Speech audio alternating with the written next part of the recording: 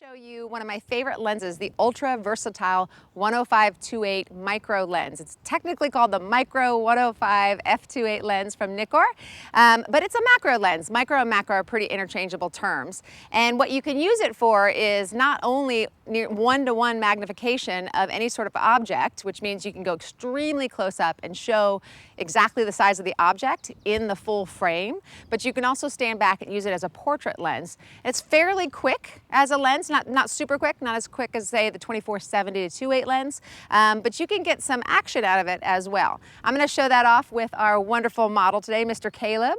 Caleb, thank you for joining us today. Just like to say hi. Okay, Caleb is coming to us with artistic clothing. He actually designed the shirt himself. That's very impressive. And we are going to show how I can use this lens, the macro capabilities, to go extraordinarily close.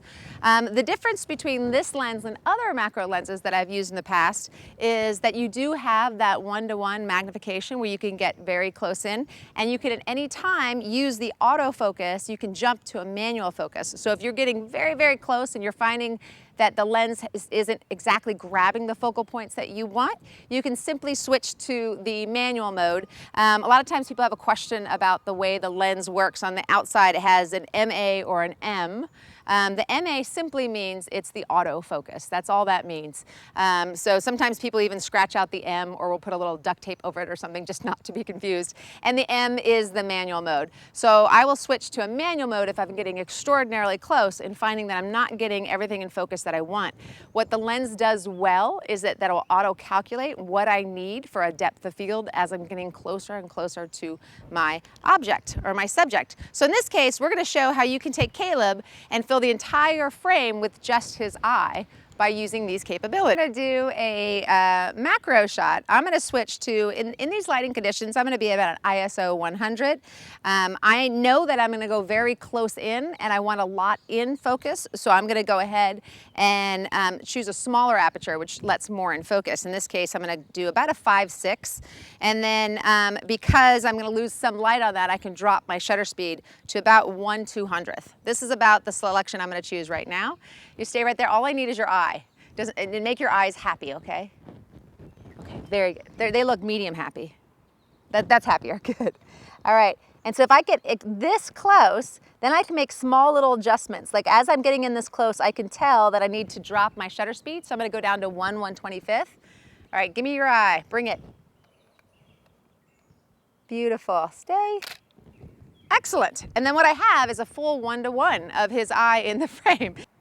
So that's the macro capabilities of a lens. I could do about 10 episodes on the macro capabilities of this lens because they're so sharp.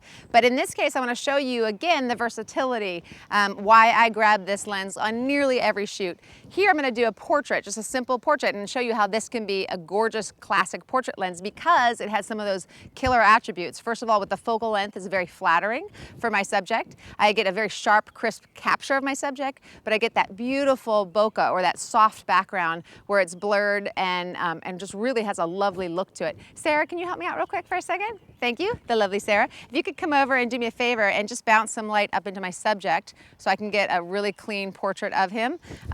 Let's try something where we're gonna bring it a little bit, yeah, exactly, right like that. What I'm looking for with this fill is just to get some good bounce in his eyes. And Caleb, do me a favor, put your hand like in your pocket, maybe like this, just simple. Yep, exactly, just a shot like that. And then I'm gonna use this at an f2.8. I've got him really separated from the background, which is what I want for a lovely portrait like this with good bokeh. I'm gonna step back, good, beautiful, excellent smiling. And lastly, at least for the purposes of this show, I want to show how I like using this lens as a close-up lens, not a portrait, not a macro, just a nice clean focus of the head and maybe a little bit of the shoulders. Beautiful, Caleb, just like that. Hi, I'm Valerie Getch. Do too many of your family photos look like this? Or like this? How would you like your photos to look more like this? Or maybe this? My new Taking Family Portraits Like a Pro online video course for beginners will show you how to take your photos from blah to amazing. And you don't need a bunch of expensive equipment. I'll show you how to choose the right lens, give you tips on lighting, posing, backgrounds, and camera settings to capture beautiful portraits.